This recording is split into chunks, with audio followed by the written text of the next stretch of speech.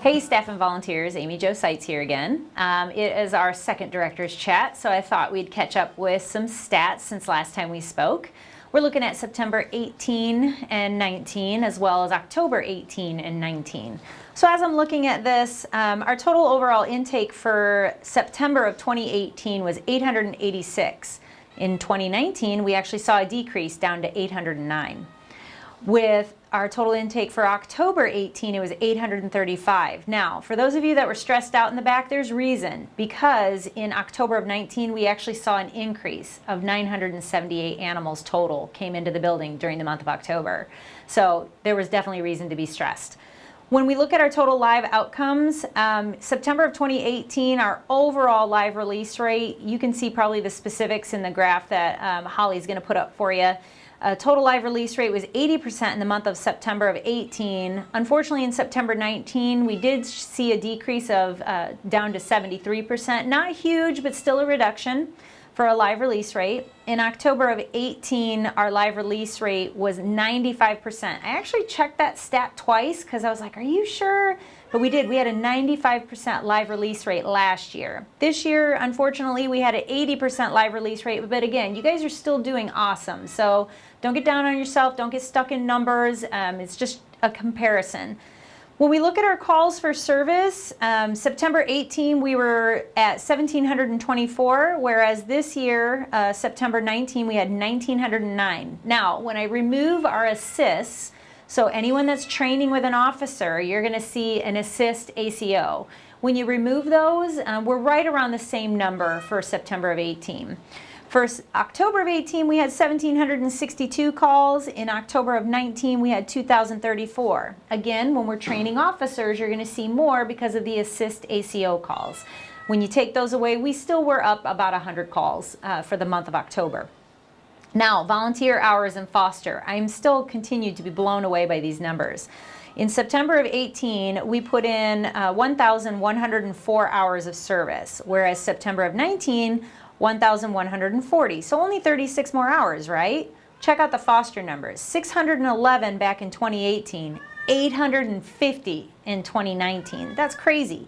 So then you look at October of 18, we put in 1,322 hours. We had 684 in foster. October 19, they put in almost 100 more hours, 1,435 hours total. 897 animals in foster by the end of October. That's crazy, folks. So we're moving on to projects. Some of you have already partaken and actually been able to take use of our brand new courtyard split.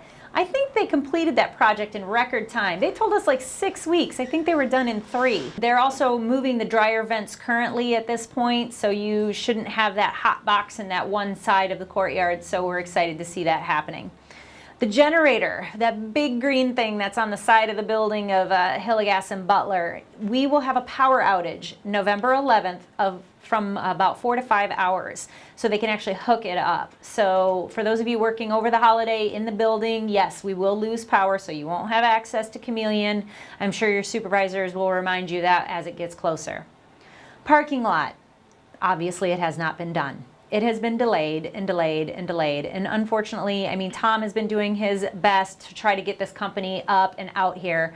We have a hard deadline date of November 11th for them to come out and get the filling and patching done. We won't actually see the striping and the sealing until 2020. So yes, we're still gonna have those people that park randomly in the middle of our parking lot for a while. So just be patient.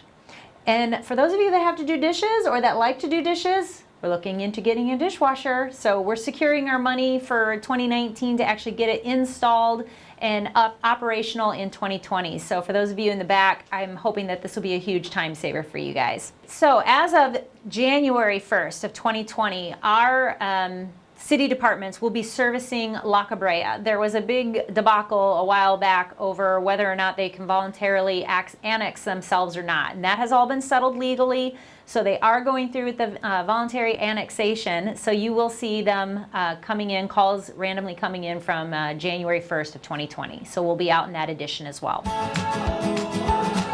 We would would like to welcome Lori as our new dispatcher. She comes to us from Parkview as a dispatcher as well, so welcome her. And I mentioned this last director's chat that we had Matt coming in as an animal control officer. Well, he's officially being trained in the office right now before he heads out into the field, so welcome Matt as well.